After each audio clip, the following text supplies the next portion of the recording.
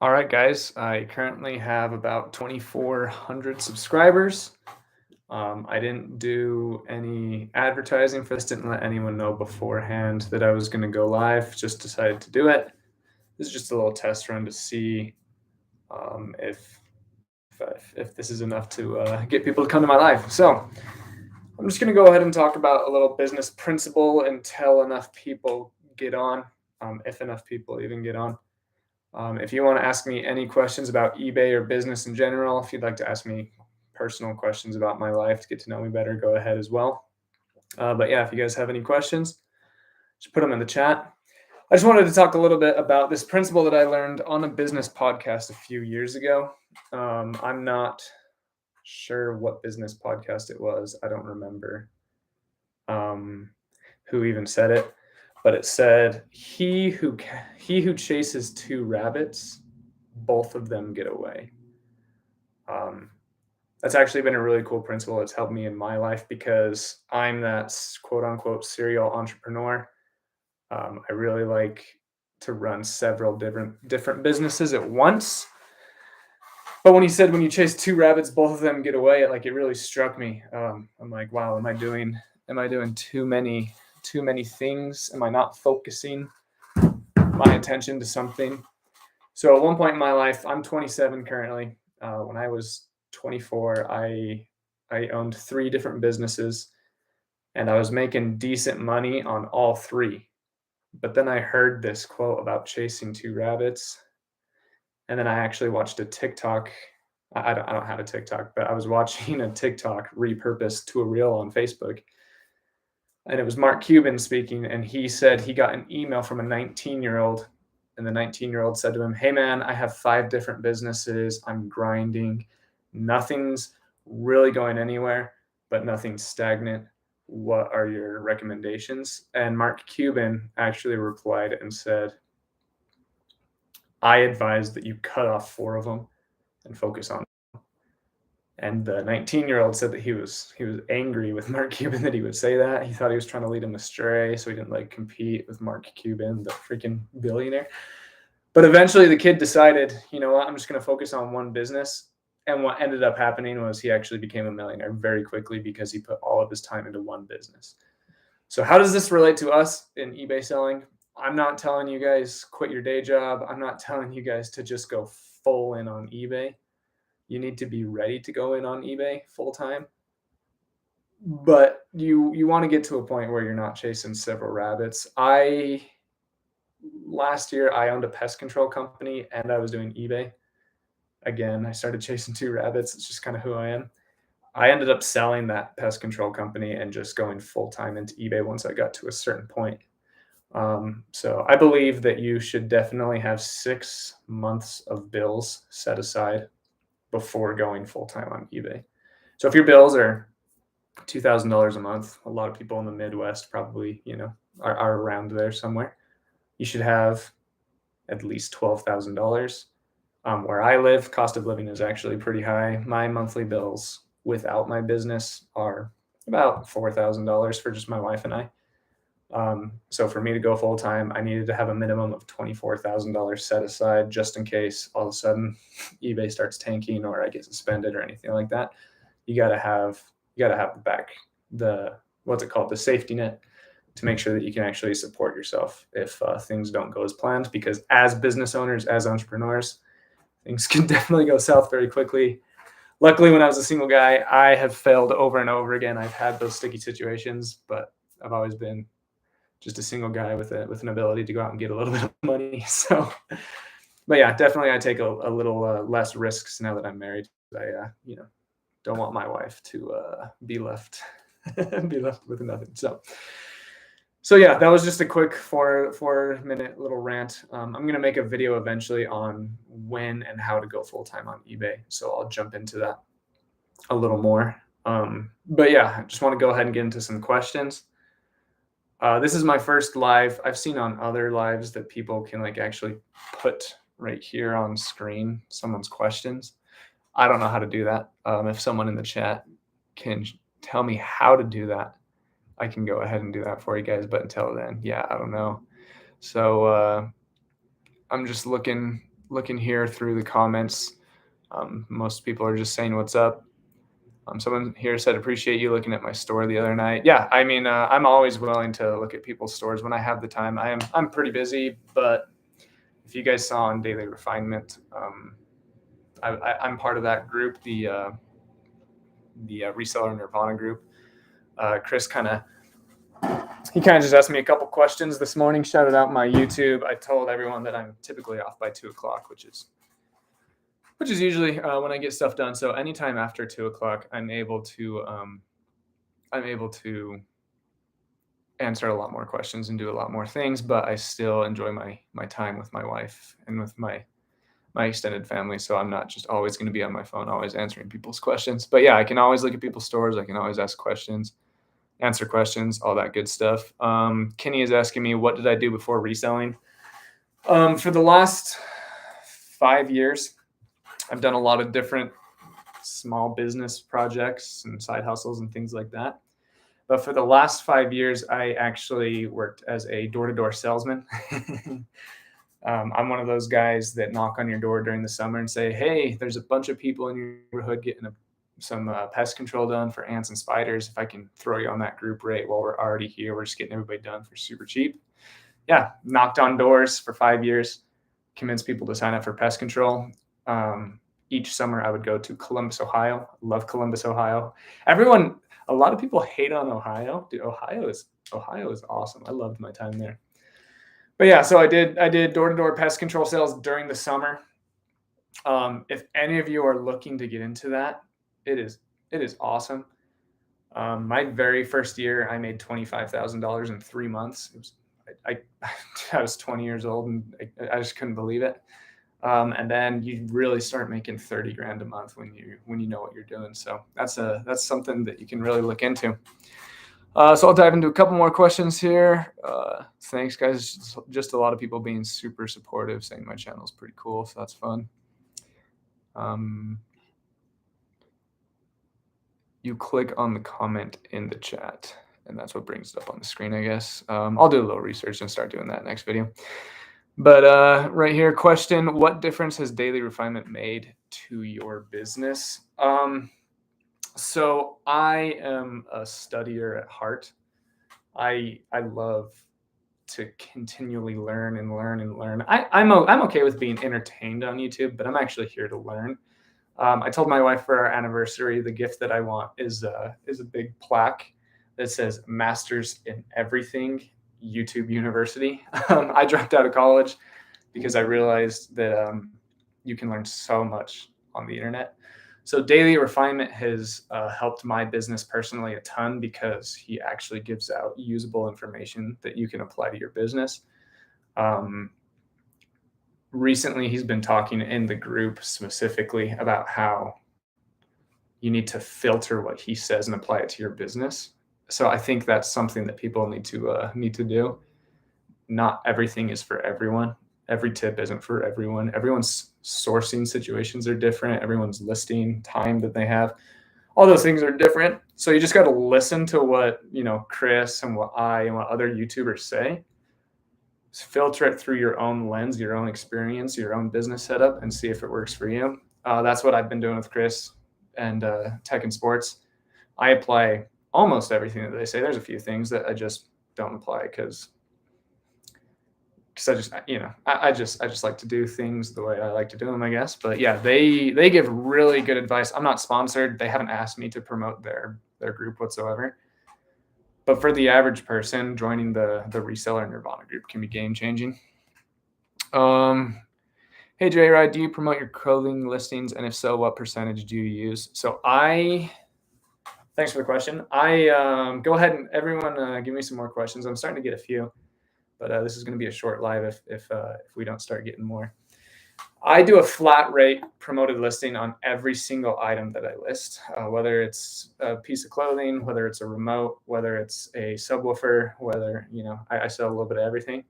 No matter what the item is, I just have a flat rate percentage of 2.6%.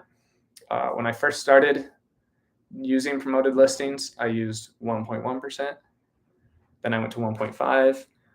Then they changed it to where you had to have 2. So I wanted to be slightly ahead of the fold. So I did 2.1, and then I've settled on 2.6, and I've been doing 2.6 for the last, I don't know, 6 or 7 months, and that's across every single item that I have in my store. Some people are saying they're going to continue to pick higher sell-through items and higher valued items. That's awesome. So a lot of people say, if I don't make $20 profit on this item, I'm not going to grab it. Some people say, if I don't make $40 profit on this item, I'm not going to grab it. Some people say their limit is 5. They got to double their money. They got to 10x their money. I don't look at how much money I'm going to make per item. All I look at is sell-through. So whether, and I guess I do have a minimum. My minimum is like $7. I got to make at least $7 profit. But if I find something that sells for $14 plus shipping and it has 120% sell-through rate, I grab it. If I say this humbly, I believe that I'm better at listing than the average person on eBay. And you guys can learn through tips in my channel and on other channels how to list things better. But so Tommy Bahama shirts, for example, a lot of people have stopped grabbing those because it's too saturated. But if you have a better listing than everybody else, it's not very saturated. So when I look at sell-through rates, if something is selling thousands of times every month, I grab it, like Tommy Bahamas, their sell-through isn't incredible, but they sell, if you type, let's see, I'm just going to type in the simple search, Tommy Bahama shirt, Tommy Bahama shirt, filter, we're going to go to sold. 30,000 plus have sold in the last 90 days. 30,000. Okay. That's 333 plus every single day. If I see a Tommy Bahama, 333 are going to sell today. Why not mine? If I just list it correctly, if I have a good price, a good title, a good return policy, a good shipping policy, it's going to sell. So yeah, I don't look into how much I'm making per item. I look into how fast will this item flip. So I'm just scrolling through here. Sorry, I'm not super clean and polished on this live stream thing yet. They'll slowly get better over time, I promise.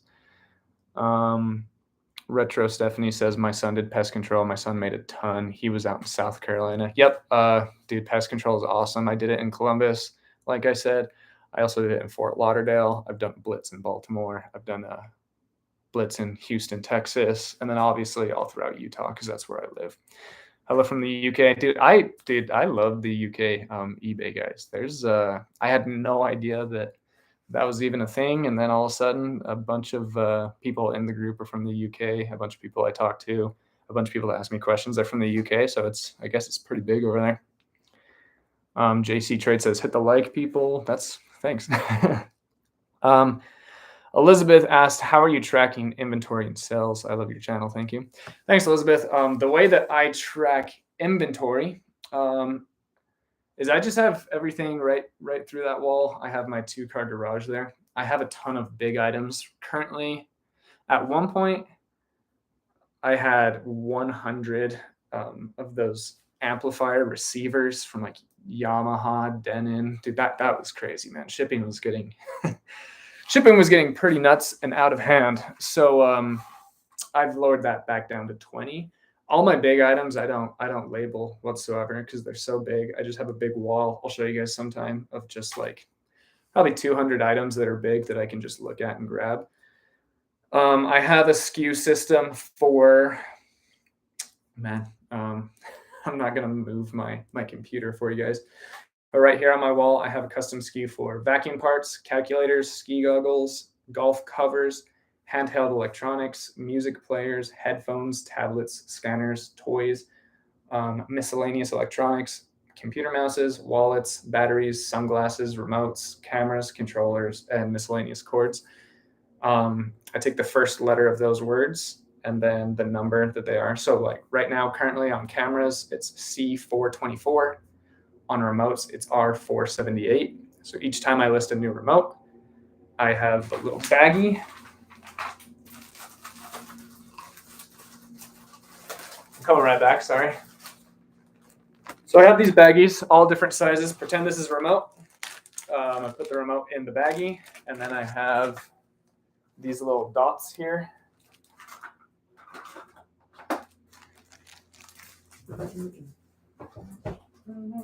I have these dots here. I take a pen, and in this example, I would write R425, and then I would stick it on this bag, and then I would go put it in my remote section in the garage. So that's how I track my inventory. And then how do I track my sales? It's all in eBay. eBay is awesome at keeping track of everything for you. So it's just all in your seller hub. I have pinned right here on my, what's this called? My tool taskbar. I have pinned the eBay seller hub, and I can track all the information. I love numbers. I probably spend more time than I should in that eBay track seller hub, but yeah, all the information is there that you would need. Hello from south of France. Wow, that's cool.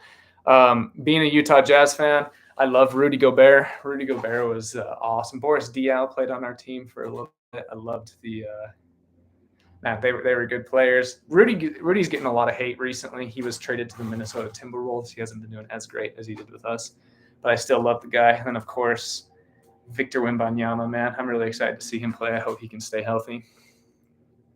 Someone said they just subscribed to me. Thanks.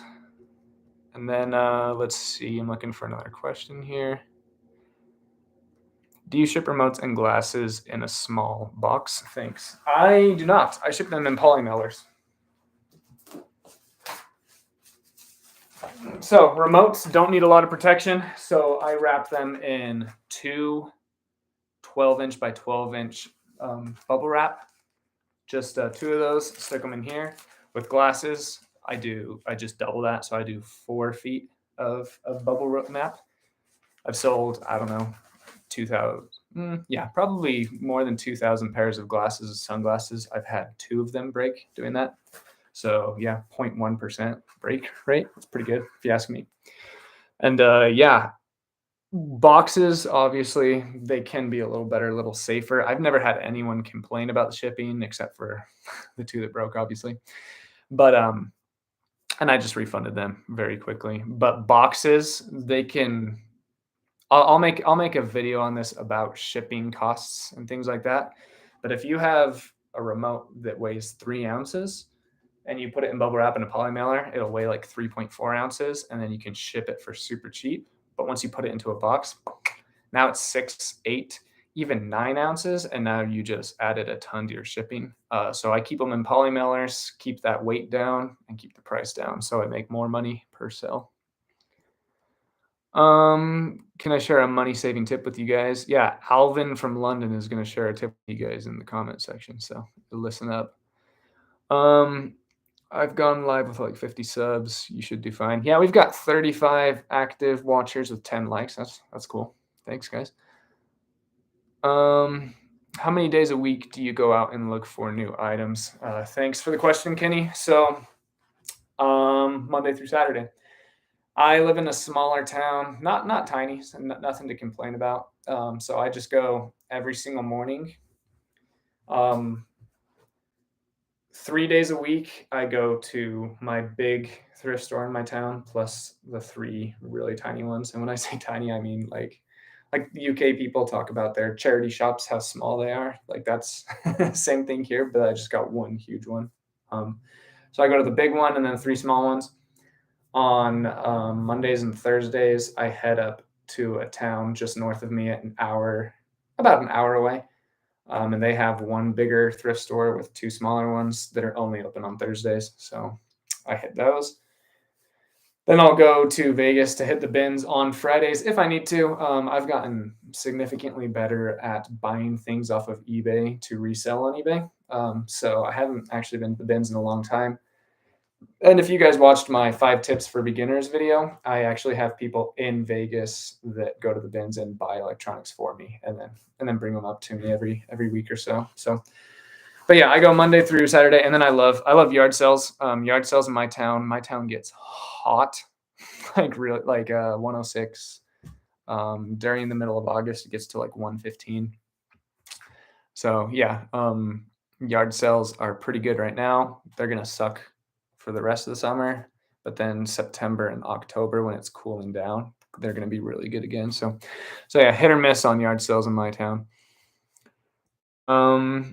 I usually start my sales at 20%, then I jump 5% each week until it's 50. Tends to explode my sales on sales items. Aaron, thanks for the comment. I think you're talking about markdowns. I do something similar. I let my items sit for 45 days. After 45 days, if they haven't sold, then I do a 15% markdown. And then if they still haven't sold 45 days later, I just keep adding 5% to that until it gets to 30% or they sell. And usually I price my items pretty low anyway, so that usually I only have a few items that have been on my site for over 100, 110, 115 days. On Pendleton, is there a certain tag to stay away from? Found one the other day and it has a completely different tag I'm normally used to seeing. Yeah, so Pendleton, every single company, they have different tags for different eras. The older the tag, the more money you're going to get, obviously. I'm not as big as an expert on Pendleton. I'm not an expert on any of them, but I'm just a guy on YouTube that knows how to use Google well. And I spend a lot of time watching videos and researching and doing Google searches and all that stuff. So yeah, you just all you have to do is type into Google Pendleton tags, vintage Pendleton tags, Pendleton tags explained. If you do that over and over again, you're going to find all the information you need, and you'll be able to see, oh, this tag sells for more because it was in the 70s, this one in the 90s, this one's modern.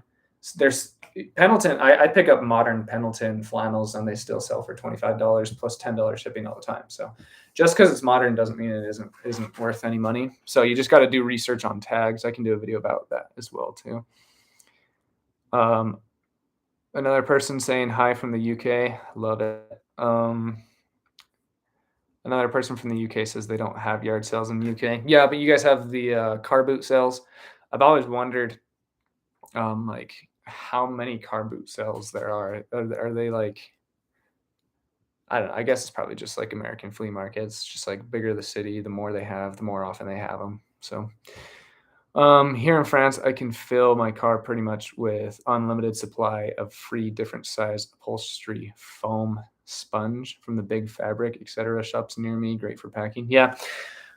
You can get a lot of packing supplies for free. All of the boxes that I use just come from dumpsters behind Dollar Tree and just smaller stores like that.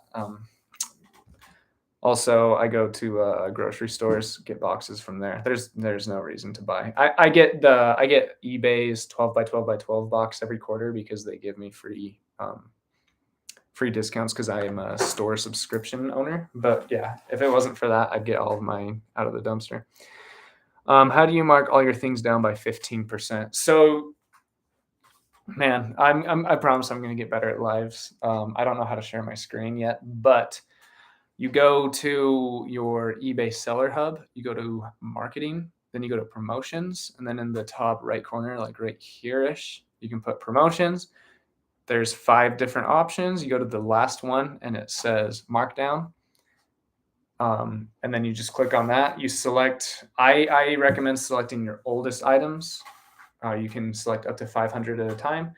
And then you put it to 15% and you let it fly. I do that every Monday. Every Monday, I put my listings that have been on eBay for too long. I put them up for markdowns. Just gonna look through here to see what else we got. I appreciate your videos and I've learned a lot from them. Could you further explain your process on calculated shipping on larger items? Yeah, so that's actually kind of controversial. I don't get a ton of hate comments on my YouTube. Honestly, I thought I'd get more by now. So you guys need to step up your hate game. No, I'm just kidding. So in my pan video, I told people to put the measurements as 12 by 12 by 12, even though pans are typically longer than 12 by 12 by 12. So I'll break this down. I'll also make a YouTube video on it where I share my screen, where I go through the process completely from start to finish, and it'll be better explained.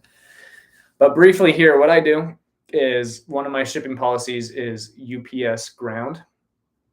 And we will take this printer, for example.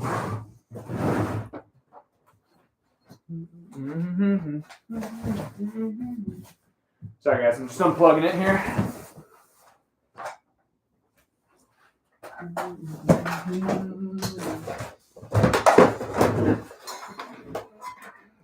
Okay, this is a big boy printer right here. My wife usually actually uses it for her work and for her schooling. But yeah, so the dimensions on that, actually have this right here. That is 16 by 8 by 13. By the time you put that in a box, it's going to be 20 by 15 by 10, which is over their standardized shipping rate.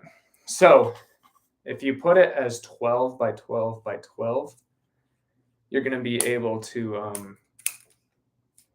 okay, let me think about how I'm going to explain this real quick. So if you put the dimensions, the normal dimensions, and I sell it here in Utah all the way to New York, the shipping quote is going to be like $149. And people are going to message me like, holy cow, man, like, why is your shipping so high? So what I do is I put it 12 by 12 by 12 with the actual weight of the item. And that brings the shipping quote significantly down for the customer.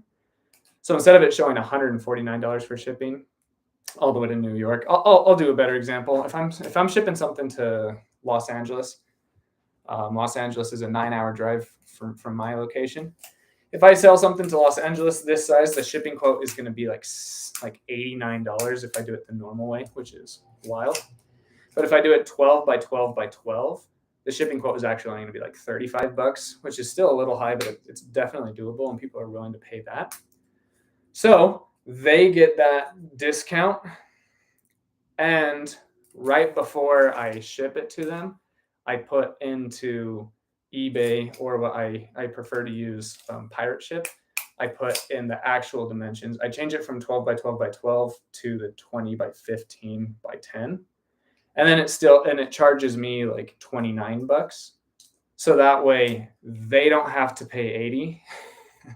They don't have to see the quote of 80. They see the quote of 35. And then I'm able to ship it for like 27, 28. And then I just pocket $6, but I don't pocket $6 because I use a lot of bubble wrap and things like that, especially on big items, to make sure they ship correctly.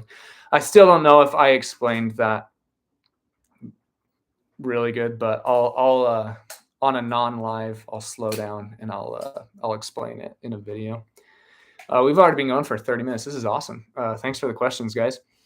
Taylor Exchange, he's another YouTuber. He has, I don't know, 4,000 or 5,000 subscribers. Go check out his channel. He does a lot of men's clothing.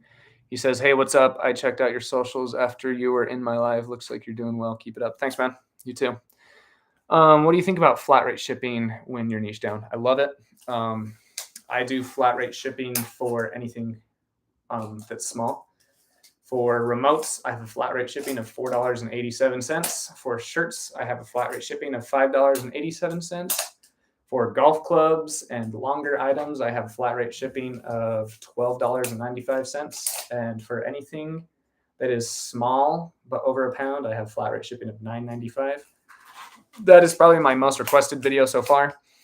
I'll go into my strategies for flat rate shipping, how to give your customers a decent deal while still being able to afford the shipping. And not only that, but make money off the shipping. On average, so my shipping cost, my shipping charged on average is $7.81, and my shipping cost on average is only $6.12. So I make about $2 every time I make an extra $2 on all my shipping. You're as good as Daily Refinement. You should have way more subs. Hey, I really appreciate that. Daily Refinement he's been refining himself for 7 years on YouTube, so he is definitely better than I am.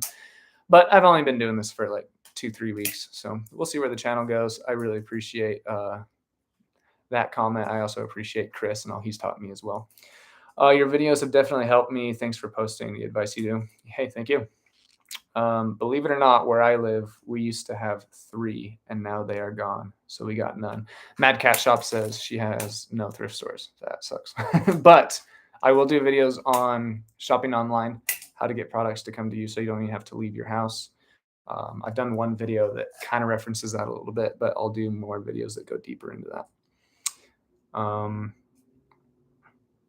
Sorry, guys, I scrolled down. Okay, is promoted listings worth it? My average click-through rate went from 1.4 to 0.9. Yes. Promoted listings.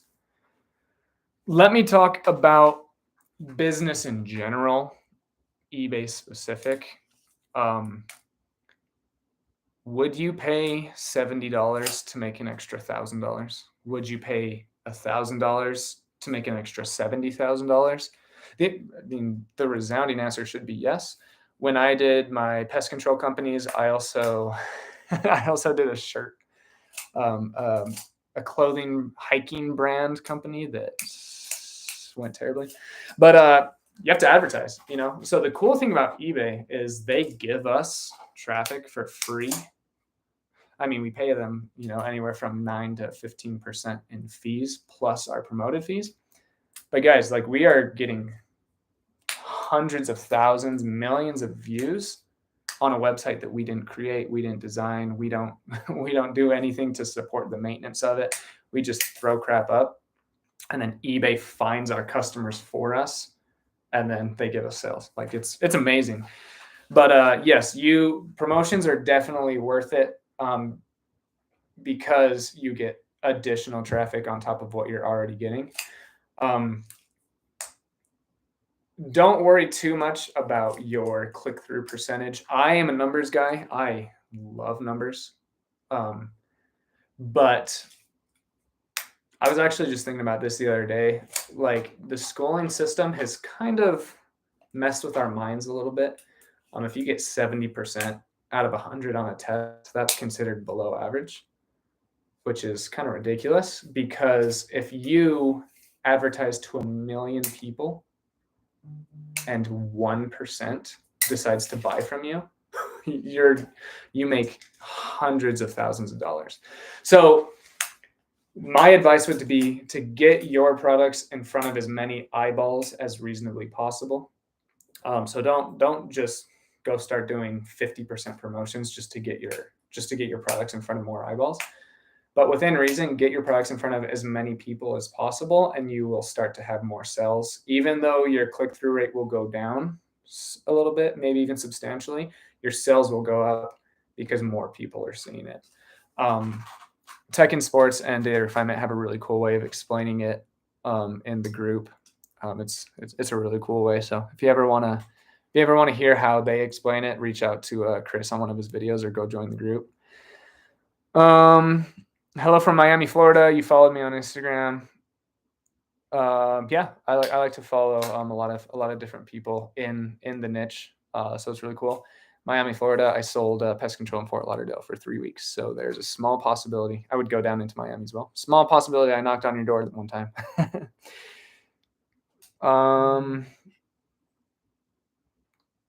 Hello from Oregon. Oregon's cool. My wife and I have a trip planned up there in the next year or so. Hi there. How long do you leave your 15% sale? I have it on for 45 days, which is the max that you are able to do markdown sales. And then after the 45 days, if they still haven't sold, I make them 20% off. 45 days from there, if they still haven't sold, I make them 25% off. 45 days from there, if they still haven't sold, 30% off. 45 days from then, if it's not a seasonal item, I get that freak out of my shop and I learn from my mistake. Nah, bro, you're the chillest guy in the world. I don't know about that. Thanks. Hello from Lakeland, Florida. Florida is like, there's a lot of resellers in Florida. I got to get out to Florida sometime. John Doe says that the Utah Jets suck. Go Pistons. There you have some hate mail. Dude, Cade Cunningham. Guys, I I probably don't seem like the biggest NBA fan, but I know too much about it. I have adult ADHD, and one of my my biggest symptom by far is hyperfixation. I know way too much about basketball. Dude, Cade Cunningham is going to be, dude. If he can steer clear of injuries, I think he'll be a top 50 player all time. We'll see what happens. Pistons, I love Chauncey Billups. Chauncey Billups is one of my favorite players of all time. He's one of the few players to go 9 games in a row as a point guard without a single turnover.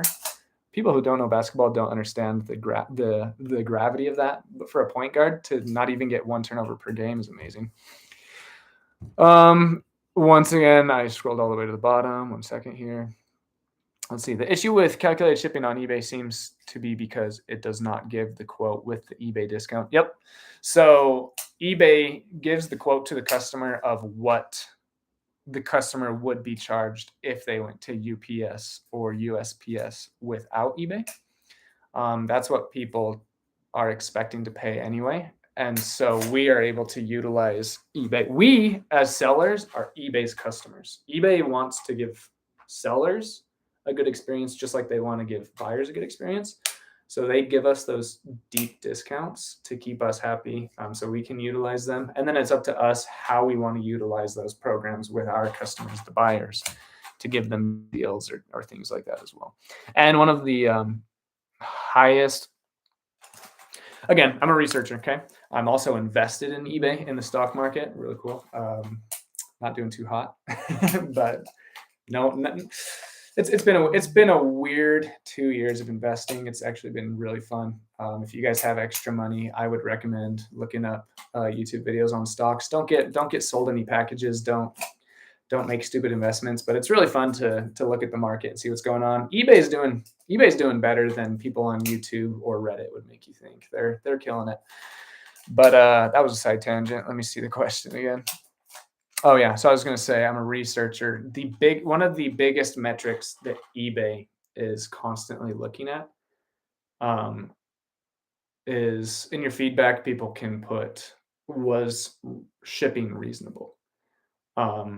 So you want to make sure that you have a reasonable shipping cost, first to get sales, second to keep your customers happy.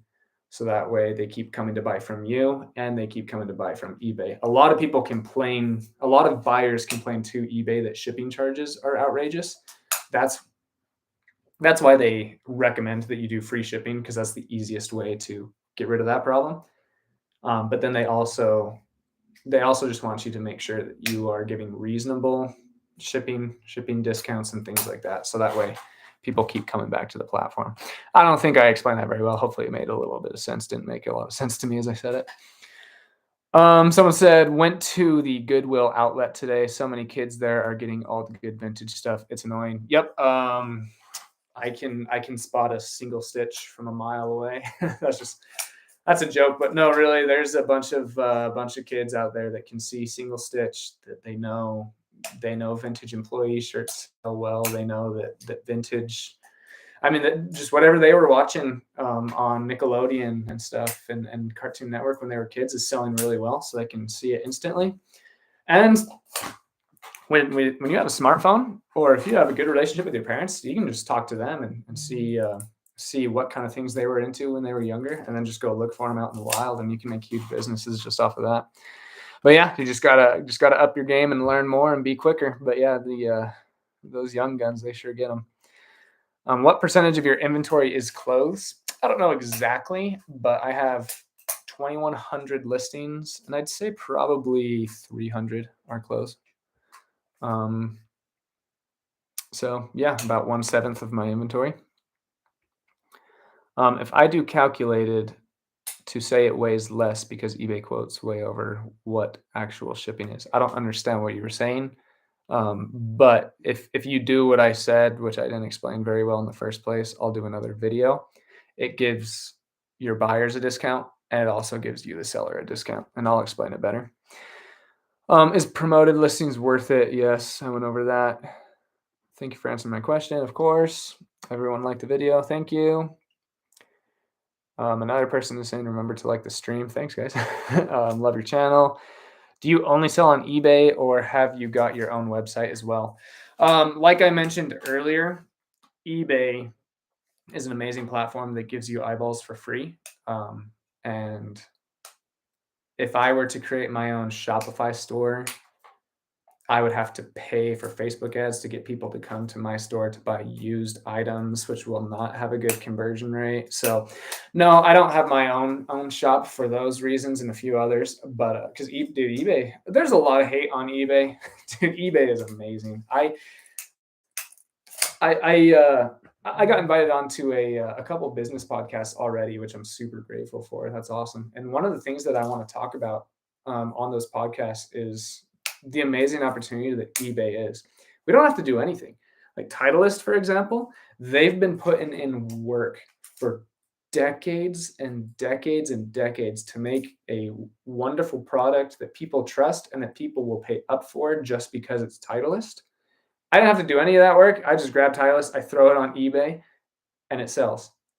I don't have to create a site. I don't have to drive traffic toward my Titleist hat. I don't have to do any of that. eBay does all that for me. They take their small cut. All I have to do is just find products that people want, that other people have been advertising for decades, and that eBay is going to give me free traffic for. Guys, underrated, dude. Like eBay is a glitch in the matrix when it comes to making money for ourselves. Hello from Minnesota. My wife, who plays on the D1 soccer team here in our town, her coaches are from Minneapolis, two of them. So yeah, she just got back from a trip from St. Paul, so that was cool. What is your average daily orders? So summer slowdown is a real thing. My orders are down about 11% right now, which is perfectly fine by me. The summer is an awesome time to grow your store in preparation for quarter four and quarter one, which are amazing for most businesses, for most product businesses, and especially for eBay resellers. So if you would have asked me that question a month ago, I would have told you I was selling 19 items a day. But right now it's about 16 or 17. So yeah, my sell-through rate is usually around 1%, which means if I have 2,000 items, I sell 20. But just recently, it's dropped down to 0.85. So if I have 2,000 items, I sell 17, and that's about. Sorry, guys, that's about where I am right now. I'm selling about 0.85% of my inventory every day. So I'm selling about 16, 17, 18 items a day.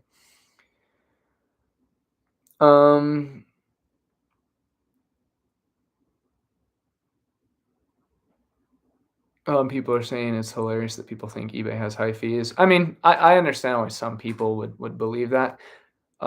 People that understand business and understand numbers understand the value that eBay creates. But for hobbyists and for people that are like, oh, I can just sell this on Facebook local for free, like I understand it.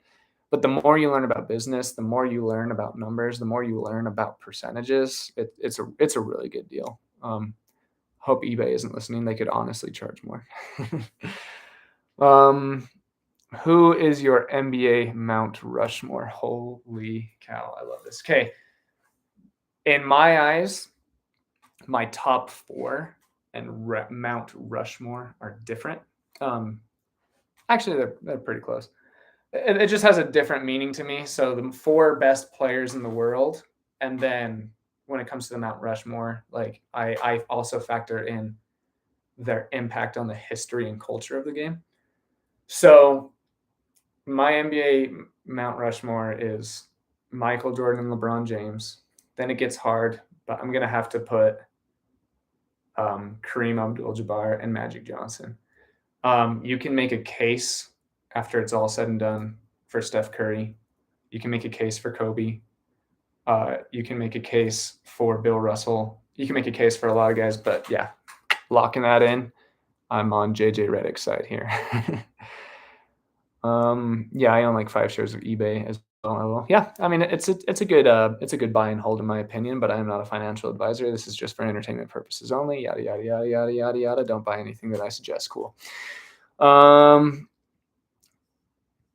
Let's see. By the way, hello from Louisville, Kentucky. Yep. So sounds like I'm kind of making it up at this point, but Louisville, Kentucky is very close to Columbus, Ohio. Also did a little bit of door knocking in Louisville. Louisville's a cool place. When you raise your prices to compensate for free shipping, eBay takes more money for the selling fee. Yep. You just got to figure out what your prices are, what your shipping is, and all that good stuff. What kind of return policy do you have? Do you recommend accepting returns? Absolutely. That is another just business and life tip, not necessarily eBay. Like if you have a company, you're just going to get more sales if you have a return policy. So in my pest control company, we would visit every 90 days. For an average house, we charged about 120 bucks. So every 3 months, we come and spray your house, do the whole thing. And then 7 days later, 21 days later, whatever it is, if you call me and say, hey, we're seeing ants in our kitchen, we'll come out and we'll spray again for free. Just so that they're paying us $500 a year. We might as well actually make sure that they're completely taken care of. If you don't have a return policy, people click away. It's as simple as that. A lot of people on eBay know that they can force a return anyway, so they'll still buy your stuff, and then you're definitely stuck holding the bag. But yeah, my return rate, it's I sell everything. I'm not like a lot of people argue that I don't know a ton about the items that I sell because I sell too many items and I can't be an expert. And there's some truth to that. But even with that being said, everything sellers that I talk to, they usually have return rates of 8-9%. My return rate is 4.5%, which is, for a men's clothing seller, that sounds high. For a strictly electronic seller, that sounds low. But yeah, you definitely have.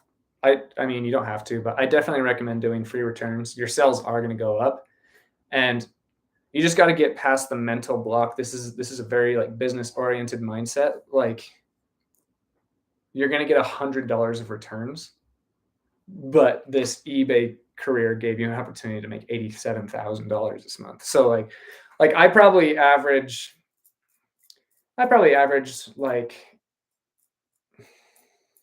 lose $600 a month to returns. I do some higher volume, especially during Q4 and Q1 where I'm really busting stuff out and I'm well over a 1% sell-through rate. But I make like $25,000 a month. So it's like, why would I let $600 stop me from making $25,000? Does that make sense? So yeah, definitely do return. I have 30-day free returns. For whatever reason, send it back, and if it isn't broken, it'll sell again. Another person from the UK says eBay charges you even on postage. Yep, they do that here in the US too. If you sell something for $10, they charge you 13% on the $10, and then if the shipping is $5, they charge you 13% on the $5. And if the taxes are 72 cents, they charge you 13% on the 72 cents as well. People are saying more likes. Wow, this has got 38 from my first live. We're already 48 minutes in. This is cool. This is so cool. Your wife plays soccer and that she traveled to Minnesota. Yeah, Minnesota's cool. And soccer is very cool. I always knew that I'd marry a soccer girl. I don't know how I knew that, but I just did. Vintage Vonnie says, nice job on subs. I'm almost at 100 and enjoying selling on eBay, and their shipping is a money saver. Yeah, it's a good time. Pooty says, really appreciate you sharing all of your knowledge and perspectives. Thank you. John Doe asks about Larry Bird. Man, I love Larry Bird. I think him and Tim Duncan are the two most underrated players of all time. For sure. Those two, wow. And just the impact that Magic Johnson and Larry Bird had on the game of basketball. Like back in the days when it was the Trailblazers against the 76ers in the finals, dude, people didn't watch, and we almost the NBA almost went under. And then Magic Johnson and Larry Bird really saved the game viewership wise. And then that handoff to Michael Jordan just exploded the NBA to what it is today. I don't know if many of you guys care about me blabbering on about basketball, but yeah, Larry Bird definitely in my top 10, probably in my top 7. It just gets so hard. But yeah, I really hope that guys like Giannis and Curry and stuff like that can keep moving up that list. We'll see what Giannis does. He's my favorite player. Transparent Pokemon said, try the method to see examples of what it sells with the lowest dollar amount of 30 with trading cards, specifically Pokemon. Any other suggestions for selling more and higher price, possibly?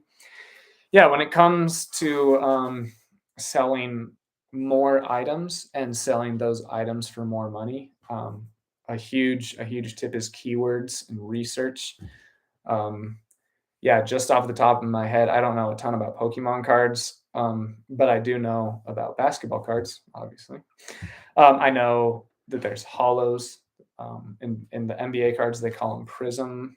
I know that there's limited prints, limited editions. You can slab is a good word to use if it's graded. There's a bunch of different things that you can use. Obviously, you want to look for in basketball, you want to look for Michael Jordan and LeBron James. In Pokemon cards, you want to look for Charizard and I assume Pikachu. Just make sure that you're getting the cards that people actually want to sell and put them up for good prices. My total shipping costs average roughly 32%. What would you say the average number should be? I'll tell you what mine is. I believe it is 17%. Sorry if you guys can't see me. I'm just going to a different screen. I'm not sure if you can or not. So I'm going to go to my sales. Yeah, so my average shipping cost is 17%. So yeah, there's a lot of different tips and tricks that you can use to get that shipping cost lowered. I'll go over those tips in videos. That is by far my number one most requested video right now. So I'll keep doing that. Also, what are your opinions on international shipping? The international shipping program is awesome. It exposes you to the world. There are more eBay shoppers outside of the US than there are inside of the US. So yeah, definitely have international shipping. The cool thing about the newest program, I've talked to eBay on the phone about this quite a bit, and my own experience has been awesome. If people want to return something, eBay just eats it. I've had four people try to return um, two cameras, a baseball bat, and one other item I can't remember, and they put it as an INAD. INAD stands for item not as described, and eBay still is just like, oh, we got it, because it goes to their center, and they make sure that it is how you described it in your listing, and then they send it. And from there, if it gets returned, then it is they just take it as their fault and they reimburse them. No derogatory marks go on your account, and it's awesome. So I love that program. You guys should definitely be using it. Thank you for answering my question on returns. Do you or does the customer pay for return shipping? Another thing, random question. Have you ever sold or shipped golf staff bag? Yes, I do free returns, which mean I pay for the return shipping. Golf bags. I have shipped about 15 golf bags over the last 20 months. And guess what? I shipped them in a black garbage bag. Just wrap tape around it, and it's good to go. And I haven't had anyone complain about it. So, someone said, Cheap Cinema said, you made me decide to be an eBay reseller. Do you think too many people are doing it? Thanks for all the information. No, I do not. There are a ton of articles saying that the used goods business is currently about $2 to $4 billion a year. And they say by 2026 that it will triple. And then by 2030, it will quadruple again on top of that. So I don't care how much competition there is. There's never been a better, in my opinion, I've only been doing this for 20 months, other people can have other opinions, but in my experience, there hasn't been a better time to sell on eBay. More people are shopping online than ever before. More people are shopping on eBay than ever before. And there's so many ways to get better than your competition on eBay through YouTube, through mentorship programs, through people who that are doing it. Like, all you have to do is get better every single day and learn from your mistakes. And this is an amazing opportunity to make some money. Jimmy Butler is my favorite player. Let's go Heat. Yep, I also like Jimmy Butler. I really like his story about how his mom abandoned him when he was 13. He likes country music just to annoy his teammates. He has that Mamba mentality, and some people think that he's Michael Jordan's son. So you guys can look into that rumor as well. Question: do you test cameras beyond just seeing if they power on? Absolutely. So right here, guys, I don't know if you guys can see this very well, but this basket is just filled with all types of batteries for different cameras. I also have these mini cassette players, and then I have a bunch of multimeters. I have different batteries for things. I plug a bunch of things into my TVs and into my printers and things like that to test them to see if they work. I have multi-head cords to plug things in, to charge them, to test out their functionality. So when it comes to cameras specifically, I get a ton of them that don't work, and I'm still able to sell them because I'm able to say, hey, this camera is tested, it powers on, you can take photos, but they're blurry. Or when you turn this camera on, the screen turns purple, or it has a lens error. But yeah, I'm able to test all the cameras that come into me. A lot of them sell for $40 broken, which is just mind boggling to me. And then the ones that aren't worth anything, I lot them up into a lot and I sell them on eBay for 10 at a time, 40 at a time, and just say, hey, these cameras are broken. They're for parts or repair. There's a lot of people that know how to fix these cameras. So they buy them for $5 each and they fix them and then they sell them back on eBay. So yeah, there's plenty of ways to test electronics. I just I just accumulated these things over time. I wouldn't suggest just going out and buying all the batteries in the world because there's no need to. Just slowly build up your testing inventory over time as you're building your eBay inventory over time. Let's see. Hello, how's the stream going? Thanks for asking, Chad. It's going great. I have 57 people on here. I honestly thought that I would just give my little ramble for 5 or 6 minutes and then I'd answer 6 questions and then we'd be done in under 10 minutes. But we're 57 minutes in. 57 people are watching currently and 41 people have liked it. It's going great. Thank you, guys. Osgar said, just stumbled upon your channel yesterday and it's amazing. Best reselling channel I've come across and I love the transparency. I'm going to start checking out the remotes and sunglasses. Haha. Hey, I really appreciate that. I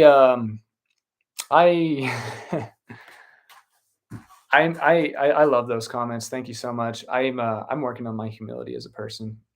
So I appreciate that a lot. Especially growing up, I've been a confident guy my whole life. And sometimes I've let my confidence become cockiness. So I'm really trying to remain as humble as I can as I grow on eBay and YouTube, and just trying to be grateful for everything. I also don't know how to accept compliments either. So, but thank you. Donald says, thanks. I need to work on my shipping cost. Yeah. Just keep working at it. It'll come down over time. Chris says, I used to work for Vivint. I'm sure you've heard of them. Oh yeah.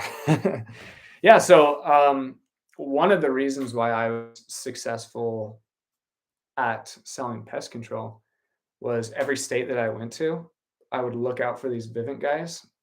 And then I would say, hey man, um, my name's Jake. Here's my business card. When you sign these people up for alarm systems, let me know if they're looking for a pest control guy too, and I'll do the same thing for you. These people that are looking for pest control, I'll let you know. I'll let them know that, hey, I have a guy for alarm systems. If you've ever thought about that, we both made a ton more money. It's all about networking, people. Everyone needs to get out of the reselling business. You won't make any more. I will be brave and stay back. Okay, have fun. Hello there. I think there's a ton of money in this business, so leave more for me. I'd love it. eBay shipping worldwide is becoming mandatory for all sellers. That is why you are protecting sellers from returns. eBay wants to become competitive with the big dogs. I mean, yeah, if you own a business, you got to be competitive with everyone. So yeah, if you want to make more money, ship to more people. Like I don't know why people have an issue with international shipping because it's an opportunity to make more money. So, but yeah, if you guys have personal experiences that like push you away from it, that's fine. Someone just said you ruined the blue line VCR market, and I'm going to continue to ruin more and more markets. The best way to get what you want is to give more value than you receive. So I'm going to continue to keep giving value to people and hope they like my stuff. Profit Hunter says, "Hello, J-Ride. What is your take on cash registers? Do you mean selling them on eBay? I've sold two. I sold one without the key for parts. It was kind of a more vintage one. I think it sold for $80 plus $80 shipping. And then I sold one with the key for $250 plus $80 shipping as well. So yeah, cash registers are cool if that's what you meant by that question. What do you use to edit your videos? Dude, I'm super basic. I have this app called CapCuts, and I just upload the videos, and then I've just slowly learned how to do a couple more things each video. So yeah, just CapCuts. It's free. So, they have like an end screen, the last like 3 seconds, and sometimes I forget to delete that. So at the end of my videos, on the end of like 4 or 5 of my videos, it says CapCuts randomly. Black garbage bag for shipping golf bags is awesome. How do you ship your golf clubs and bats? That is also another highly requested video that I'll make. I actually have a way that I've never seen anyone else do. So I'll go ahead and make that video for you guys soon. I'll probably make it like tomorrow or something because it's cool. I'll give you a little sneak peek.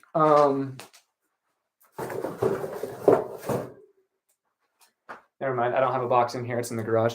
I'm able to ship golf clubs with small boxes like this size. You can just cut them to make them long, and then you just wrap them. But yeah, I'll make a video on it for sure. Heard you talk on Daily's Call, subbed here, and on IG, no TikTok. Yeah, I should probably make a TikTok. Thanks for subscribing. I'll probably make a TikTok eventually. I had no idea I would have 2,500 subscribers today. so and I'm still not gonna. I'm not just gonna let my eBay store go to waste because I'm getting more attention on YouTube. So I'll slowly work those things in. But as of right now, I'm still focused on getting my listings up every day and then making YouTube videos almost every day. Duckman says, "Hey, what's up, Jake? Been watching your content, been reselling for a while on the side, but the last few years I've been doing it more and want to go full-time gig now." Awesome, man. Yeah, so the worst time to go full-time is the summer. Don't let people exaggerate the summer slowdown, and don't let people convince you that it's not real. Like, it's a real thing. Just in business across the board, people spend more money online in Q4 and Q1. Q4, obviously, because of the holidays. Q1, because they get their tax return back and they spend money on themselves. And then Q2 and Q3, if you have the right products, you'll keep selling a ton of stuff. Like I sell a lot of baseball bats and golf clubs and sunglasses, summer items, also like swim trunks and Hawaiian shirts. But yeah, things definitely slow down in the summer. So if you can keep going part-time until like September, I'd recommend that. But yeah, just keep growing slowly until you can very comfortably go full-time. That would be my advice. If you could start over again, what would you do first? Dude, I would immediately start buying some of the products that I didn't know about in the beginning, which namely are remotes and sunglasses. Love those two items. But honestly, I honestly wouldn't really do anything different. I know people always say that, and it's so cliche. But like, man, I used to actually think about that a lot. One thing about me, I'm from Utah, so I'm sure a ton of you have already assumed that I'm a member of the Church of Jesus Christ of Latter-day Saints, otherwise known as the Mormons. I am. And I went on a mission for 2 years in Mexico. And by the end of my 2-year mission, I feel like my teaching style was dope. And I was able to help a lot of people learn more about Jesus. And I always thought to myself, man, if I knew what I know now during my first 2 months, I would have been such a better missionary. But You can't do that. I did the same thing in summer sales. Like, oh man, if I knew what I knew in year 4 that I knew in year 1, I would have immediately started making hundreds of thousands a year. But you just can't do that. You just got to enjoy the process, keep trugging along, just learn as you go, embrace failures, embrace mistakes, and learn from them. The some of the best advice that I've ever learned is that failure isn't the opposite of success; it's a component of it. You cannot succeed without failures incrementally teaching you along the way. Yeah, there's a little rant. What is your main way of sourcing, thrifting, or yard sales, or both? My main way is actually networking. Networking takes a while to get people to trust you, but I have a bunch of guys here in town that buy storage units, and they just sell me the stuff that I like for super cheap. I also go to thrift stores and get about 10 to 15 items a day. And then yard sales, like I've explained in my town, are super hit or miss. Sometimes I'll get 80 items in one day, and sometimes I'll get this last Saturday, I literally got one, and I went to 12 stores. And I like to think that I know that there's a lot of things that I know of that can make a profit, and I still only found one. So,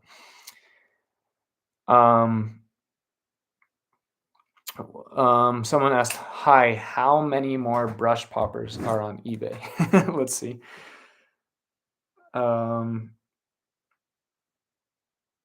Brush poppers. I don't know how many had sold, but when I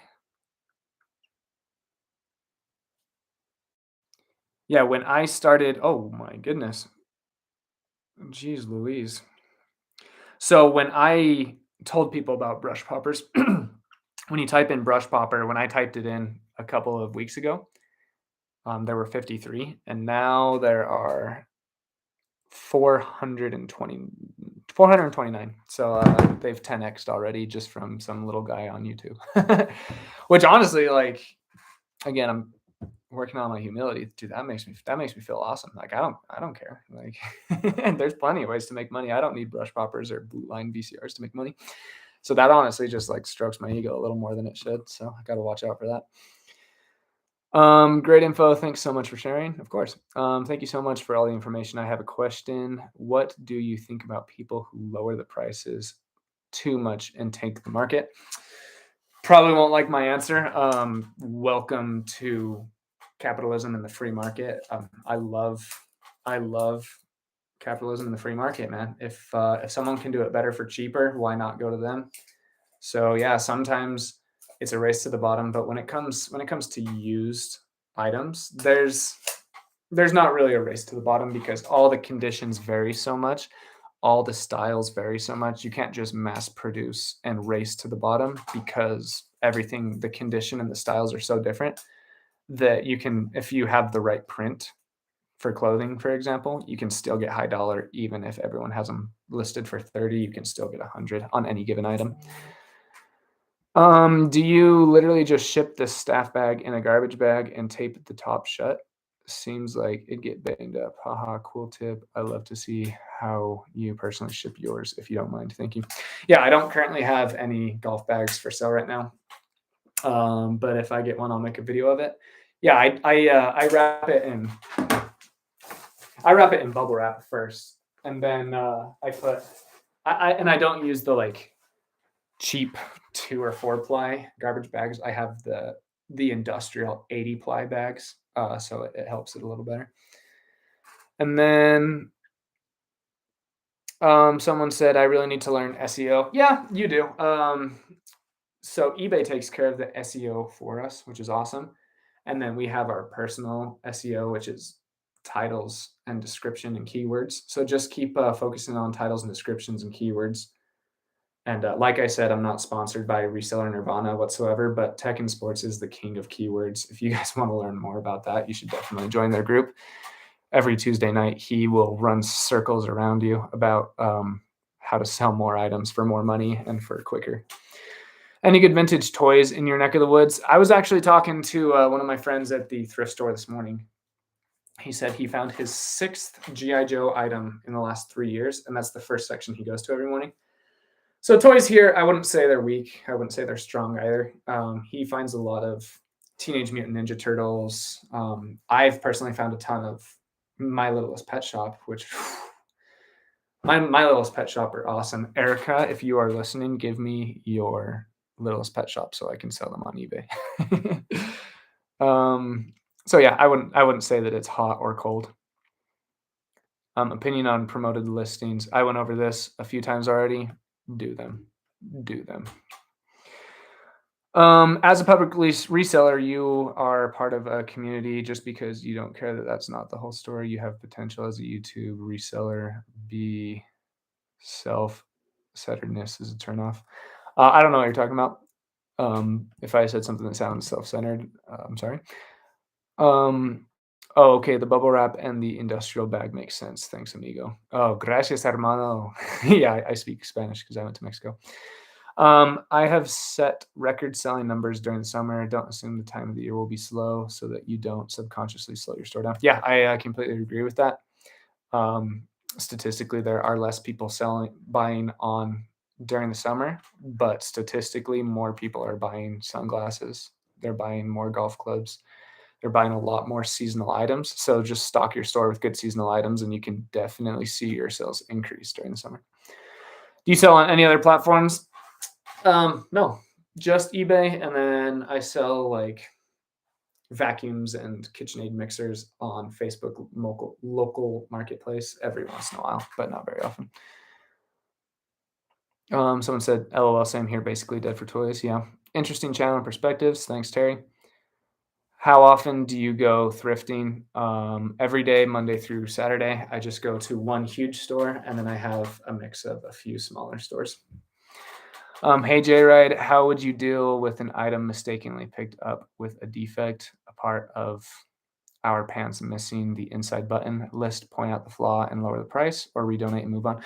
It really depends. If it's George missing a button, donate that. Don't even buy it in the first place. If it is Patagonia missing a button, point it out, and then just list it for. This is more of an art than a science when it comes to pricing on flaws. So just whatever you think is reasonable, kind of test out the market and see what other people are selling their items for. Definitely point out the flaw, and then make sure that they understand what they're getting. And then, yeah, just definitely list them if it's a higher quality brand. If it's a lower quality brand, just get rid of it. Cassandra Dunn says, when you say, I don't care about the explosion of brush poppers, it's fine to share the wealth, but don't assume you are the only one affecting your own store. That's all. Yeah, there are millions of items. So if you're building your store around one item, it's going to be tough to be successful. So you just got to look for a ton of different items and accept that there's competition. If other people learning about your business destroys your business, that's one of the key components of capitalism. McDonald's, they don't care about their competition. They just do what their customers want. Facebook just does what their customers want. Microsoft, Apple, you just adapt to the businesses around you, and you make your money. Ted Baker chinos are pretty nice. I actually just listed a Ted Baker pullover sweater right before this call, right before this YouTube live. Cashflow fam says hello. He subscribed to me. I think he was like my 9th subscriber. And he has liked and commented on all of my videos. He also has a YouTube channel. Go check him out. Cashflow fam. I think he does mostly pallets and flea markets. So go check him out. There's some good stuff there. Transparent Pokemon says, when selling trading cards on the lower end cards, 2 pictures is really all that I personally find to be necessary. But do you think increasing the amount of pictures would increase sales? I do. Remote controls, you really only need the front and then the back to let people know that it has the back clip. But I do minimum 6, sometimes 9 photos, because it just helps it just lets eBay algorithm know that you're giving a better experience than your competition. So they are more likely, I'm not going to say they will, but they are more likely to give you better traffic over your competition because you are providing a better experience for your for your customers.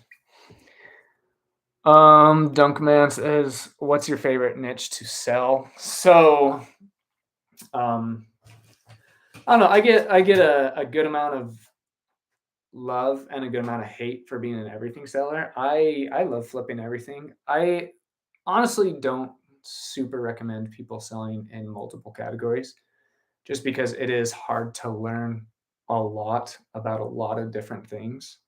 If you just sold men's clothing, you would learn a lot more about men's clothing and be a better men's clothing seller than if you were selling everything.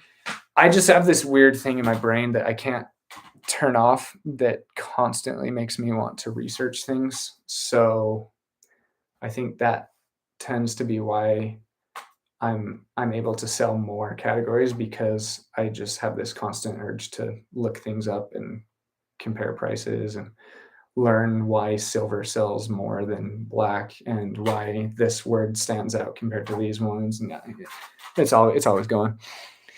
So, but yeah, my favorite niche to sell in would probably, dude, it's hard to pick. I really like electronics.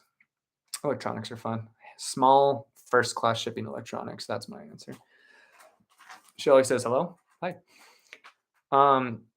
What do you usually buy off of the storage lockers? So I went over this in my 5 beginning tips. One of the guys that I buy from, he only sells clothing, and then he also has this deal with some warehouse in Las Vegas that he's able to get his furniture, like dressers and couches and stuff, moved. And then he wants nothing to do with the small electronics. So he just gives me all of the remotes and cameras and iPods and Walkmans and all that good stuff. Not a majority, a good amount of them are broken. A good amount of them work. So we just have a price that we've both agreed on that works for both of us, and I'm constantly getting those small electronics. K9 Flip says, started taking flipping seriously about 1 month ago, and I've made about $400 flipping Israel. Yeah, that's awesome. $400 in a month can honestly be life-changing if you do that every single month. And then if you can double that, and then double that, and then double that, like, But yeah, I love that you're super grateful for an extra $400. A lot of people have these negative attitudes like, wow, I put in all this work and I only made $400. It's like, dude, you're just beginning. Like, that's awesome. So yeah, keep it up, K9 Flips. That's awesome to hear. Sublime says, I think eBay recommends a minimum of 4 pictures. That's kind of right. eBay actually recommends that you do 12, but they actually don't make an official recommendation numbers wise. Their official recommendation is take enough pictures to accurately portray your item to your customers, is what they officially recommend. Sometimes you can do that with 2 pictures, not often. Sometimes you can do it with 4. Sometimes it takes 12. Kyle says, hey, J-Ride, really feel lucky to have found your channel. Can you talk a bit about putting together junk lots or picking items for any lots? Thanks. Yeah, thanks for the kind words about my channel. This is my current next junk lot.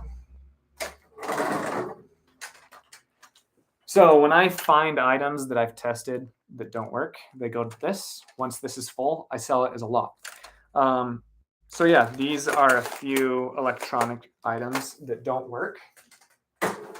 So I will go ahead and I will put them on eBay as electronics lot of 12, 18, 32, however many they are. I usually put them up for just like 30 or 40 bucks, and then I accept offers. After shipping and stuff, I usually sell a lot of 20 for about $40 to $50. Which makes it so I typically just break even or make a little bit of money on my failed purchases. So selling lots, I don't sell lots to make money. It's not going to make you a millionaire, but it kind of covers your assets. When you do make mistakes or bad buys, you're able to get your money back.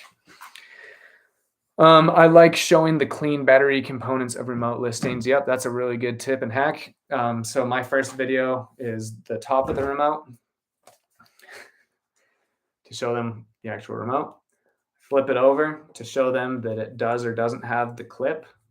And then I take the clip off and I take a picture to show that there's no battery corrosion. Then I flip it over again. I take a picture of the model. I do a side angle, and then it's usually good to go. Cat Funk says, here's a hot tip. If the price of bubble wrap has got to go down, you can get a thin foam for packing, usually free from hot tub stores. Hot tubs are wrapped in it. Just ask them. Yeah, that's a good tip. There's a lot of really just good tips out there. Another while we're on the subject, a lot of you that sell golf clubs, you can just go to a used golf club store and say, hey, I need to ship out a golf club. Will you give me a box? And someone will just say, yeah, here you go. now your shipping process is super easy.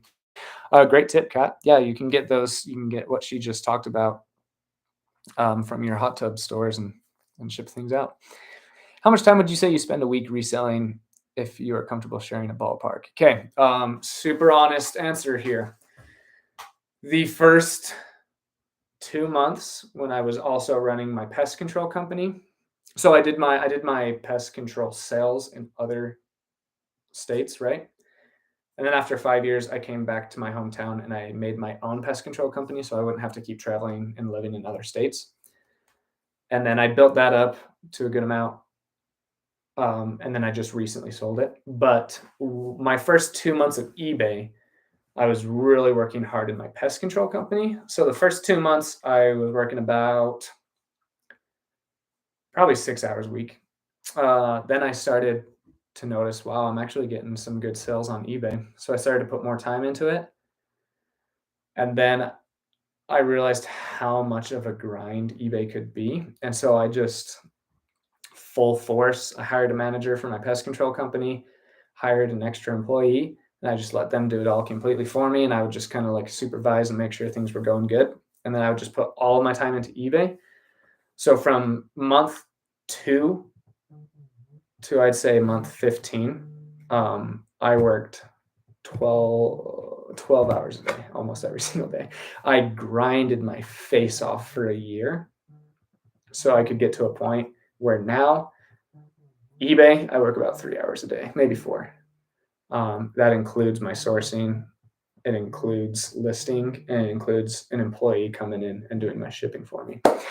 But yeah, guys, I'm really sorry I didn't get to all of the questions. There's actually only 4 more, but my wife is calling me and she is the most important part of my life. So I'm going to go ahead and answer that call. Really appreciate you guys coming to my first live stream. This was awesome. Come to the next one. I hope it'll be a little cleaner and smoother. Thanks for all the questions. I love you guys. Thanks.